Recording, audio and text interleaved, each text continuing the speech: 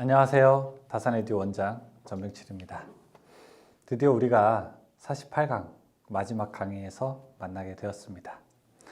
여기까지 오시느라 여러분 정말 고생 많으셨습니다. 정말 쉽지 않은 길이었을 거라고 저는 생각합니다.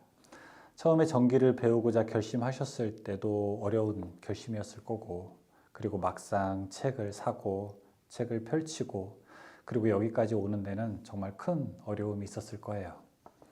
수학적인 어려움도 있고 용어적인 어려움도 있고 중간에 많이 또 바쁜 일상에서도 또 아니면은 몸이 잘 따라주지도 않았을 수도 있고요. 어떤 데는 그런 것 이외에도 주위의 편견이나 아니면은 가족들의 응원이 오히려 그런 응원이 더 깊은 책임감으로 아마 여러분들의 어깨를 눌렀을 수도 있을 거라고 생각을 합니다.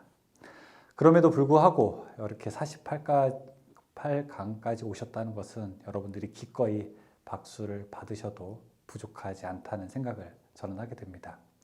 저도 어떤 새로운 것을 시도할 때 과연 이렇게 열심히 할 수 있을까? 내가 과연 학생분들에게 이렇게 잘하면 됩니다 라고 말씀을 드렸던 것처럼 과연 할 수 있을까? 이런 생각들을 많이 하게 됩니다. 그리고 저도 역시 저와 함께 하는 여러분들이 있기 때문에 더 많은 힘을 내서 한 걸음 한 걸음 더 나아갈 수 있고 여기까지 오게 되고 그리고 앞으로도 또 나아갈 것입니다.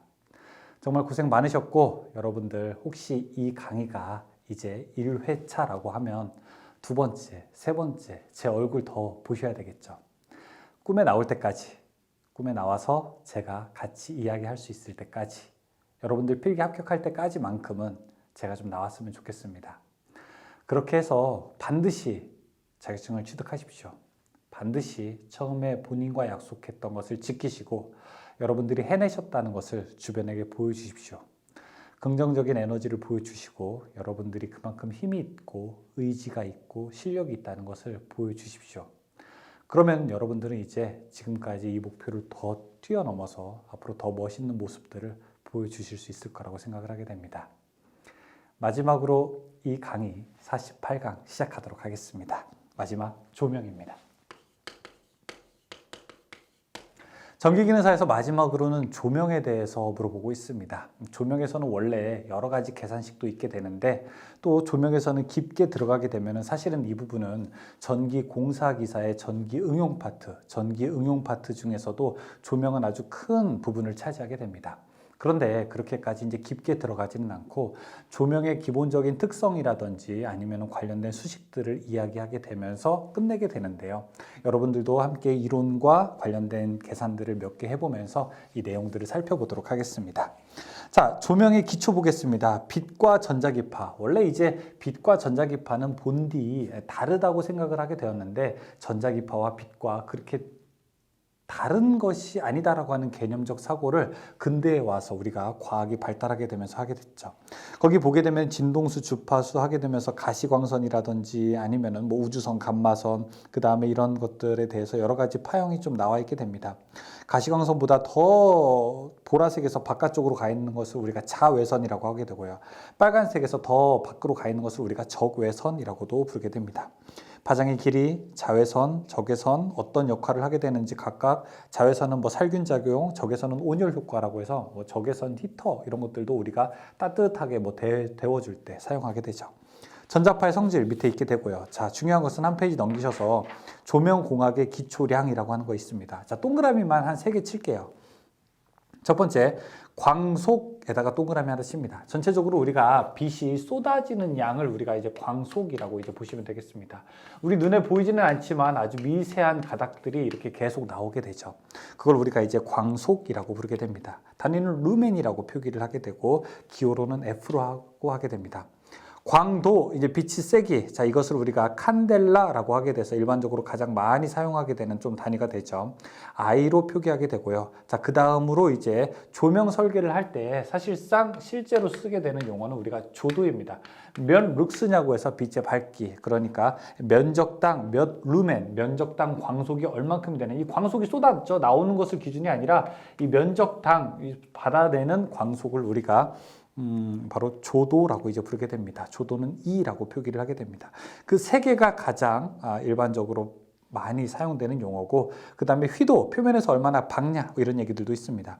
자, 그 밑에 조명의 방식 등이 있죠. 직접 조명, 반직접 조명, 전반 조명에 따라서 직접 조명이라고 하는 것은 어느 한 곳을 집중적으로 스포트라이트, 그러니까 예를 들어 수술대 위에 있는 것들, 아니면 뭐 저기 아주 뭐 우리 멧돼지 같은 거 잡을 때 사냥꾼들이 멀리서 쏘는 거, 이제 그런 것들을 우리가 직접 조명의 예를 들어 한 종류라고 볼 수 있죠. 모든 빛을 모아서 가급적 가장 멀리 보내는 거고요. 우리 이제 거실이라든지 이런 데 뭐 큰 넓은 데 있는 경우에는 우리가 전반 조명이라고 해서 빛이 일반적으로 멀리 고르게 퍼질 수 있도록 글로브 같은 거로 이렇게 마감되어 있는 것들을 우리가 보통 전반 조명이라고 부르게 됩니다. 직접 조명, 반직접, 뭐 전반 확산 조명, 이제 이렇게도 이야기할 수 있죠. 간접 조명은 직접 피사체를 비추지 않고 벽 같은 데를 쏘게 함으로써 은은한 분위기를 만들게 되는 것을 우리가 반직접 조명, 뭐 간접 조명 이렇게도 부르게 됩니다. 조명의 밝기는 어떻게 계산하게 될까요? 조명의 밝기는 멀리 떨어질수록 더 어둡게 되는 겁니다. 그래서 거리의 제곱에 반비례하게 돼요. 조도라고 하는 것 E는요, 이렇게 R 제곱분의 I, 그 다음에 뒤에 또 더 넣게 되면 코사인 세타 이렇게도 넣을 수 있는데, 어쨌든 이 거리의 제곱에 반비례하게 됩니다. 그 거리가 가까울수록 더 밝아지고 멀수록 당연히 어두워지는 것을 여기서 설명을 하고 있죠. 다음에 조명의 설계에서 우수한 조명의 조건. 1번 충분한 밝기로 할 것, 2번에 적당한 휘도 분포를 유지할 것, 3번 직접적인 눈부심이 없을 것, 4번 그늘이 없을 것, 5번 분광 분포는 각 파장 에너지가 같을 것, 6번째 미적 효과가 우수할 것, 이런 얘기가 있습니다. 그 다음에 옥내 조명에 대한 식이 있고요.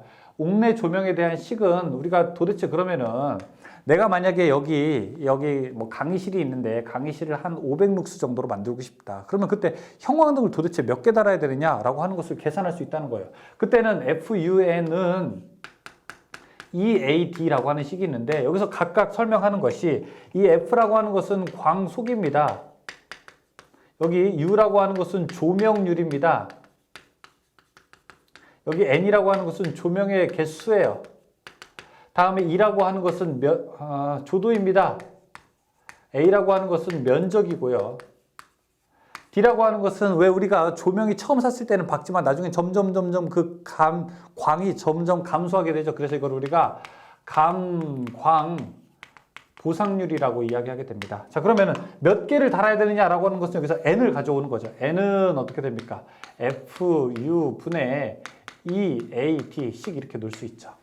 N은 FU 분의 EAD.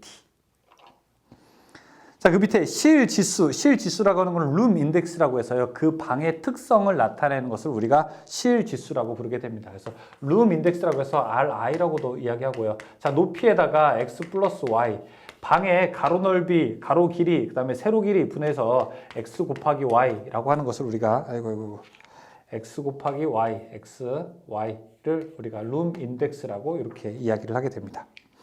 물체를 잘 보기 위한 조건, 뭐 충분히 밝을 것, 크기가 클 것, 대비가 클 것, 보는 시간이 길 것, 이런 얘기도 있죠. 자, 문제 풀어보면서 본격적으로 우리가 실전 감각을 한번 익혀보죠. 1번, 눈부심의 정도로서 어느 방향에서 본 겉보기의 면적 대비 어느 방향의 광도를 의미하는 것을 무엇이라고 하게 되는가? 2번에 휘도라고 하게 됩니다. 2번, 조명공학에서 사용되는 칸델라는 무엇의 단위인가 물어보고 있습니다. 칸델라는 1번, 광도의 단위입니다. 3번, 완전 확산면은 어느 방향에서 보아도 무엇이 동일하게 되는가? 1번, 휘도가 일치하게 됩니다. 4번, 조명기구의 용량 표시에 관한 사항이다. 다음 중에서 F40의 설명으로 옳은 것은 무엇인가? F라고 하는 것은 뭐예요? 형광등이라는 뜻이고요. 40은 40W짜리를 의미하게 되는 겁니다. F40은 형광등 40W를 의미하고 있습니다. 답은 4번이죠. 5번, 조명기구를 일정한 높이 및 간격으로 배치하여 방 전체의 조도를 균일하게 조명하는 방식으로 공장, 사무실, 백화점 등에 널리 쓰이는 조명 방식을 무엇이라고 하게 되는가? 널리 사용되는 거 전반 조명입니다. 6번, 조명 설계 시 고려해야 할 사항 중에서 틀린 것은 무엇이냐? 2번에 휘도 대비가 높을 것이라고 하게 되면, 휘도 대비가 높을 것, 빛의 밝기가 많이 다르게 되면은 오히려 불편하게 됩니다. 이건 휘도는 적절해야 되겠죠, 뭐든지. 답은 2번입니다. 7번에 천장에 작은 구멍을 뚫어서 그 속에 등기구를 매입시키는 방식, 요즘에 많이 쓰게 되죠. 이렇게 구멍 동그랗게 뚫어가지고 그 안에다가 조명 넣게 되는 거, 이걸 우리가 다운라이트라고 부르게 됩니다.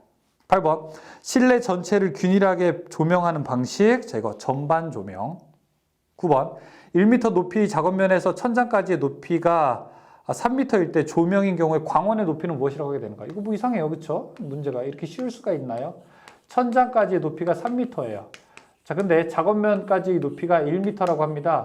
자, 그때 조명까지, 광원까지 높이는 얼마큼이 될까요? 답은 2m가 됩니다. 10번 조명기구를 배광에 따라 분류하는 경우 특정한 장소만을 고조도로 하기 위한 조명기구는 무엇인가? 1번 직접 조명기구. 11번 전주 외등 설치 시 백열 전등 및 형광 등의 조명기구를 전주에 부착하는 경우 부착점으로부터 돌출되는 수평거리는 어떻게 되는가? 전주에다 부착하게 될 때 여기서부터 자 거리 얼마? 1m 이내에 설치를 해야 됩니다. 답은 3번. 12번 가로등, 경기장, 공장, 아파트, 단지 등의 일반 조명을 위해서 시설하는 고압 방전 등의 효율은 70 루멘 퍼 와트여야 됩니다. 그러니까 1와트당 70 루멘 이상 되어야 되는 고효율 등기구여야 됩니다. 답은 3번이죠. 13번 실내 면적 100제곱미터인 교실에 전광속이 200, 2500, 자 40W 형광등을 설치해서 평균 조도를 150으로 얻게 되려면은 자 몇 개를 설치하게 되는가 물어보고 있습니다. 자 여기 개수 n은 저 앞에 식 있네요. FU 분의 EAD 이렇게 되죠. F는 얼마입니까? F는 지금 광속이 2500이 되고요. 2500. 자 조명률 물어보게 되면은 0.5, 50%니까 분의 이 조도는 지금 얼마로 하게 되냐면 150으로 한대요. 150. 면적이 100제곱미터. 그러니까 여기다가 100. 그 다음에 D 감광 보상률은 1.25. 계산합니다. 그러면 15, 15개 넣어야 된다는 거네요. 여기 소수점이 만약에 14.2 나와도 15고요. 14.8 나와도 15고 이렇습니다. 뒤에 그냥 절상 잘라서 올리게 되면 됩니다. 14번 가로 20, 세로 18, 천장의 높이 3.85, 자, 작업면의 높이가 0.85, 간접 조명 방식인 호텔 연회장의 실지수는 어떻게 되는가? 룸 인덱스 H, X 플러스 Y 분의 X 곱하기 Y는 H 높이가 지금 얼마냐면 천장은 3.85인데 작업면이 0.85예요. 그러면 높이는 2m죠. 가로 세로가 20에 18이에요. 그렇죠? 그러면 20 곱하기 20 플러스 18분의 20 곱하기 18 계산하게 되면은 3.16이 됩니다. 답은 3.16, 3번. 15번.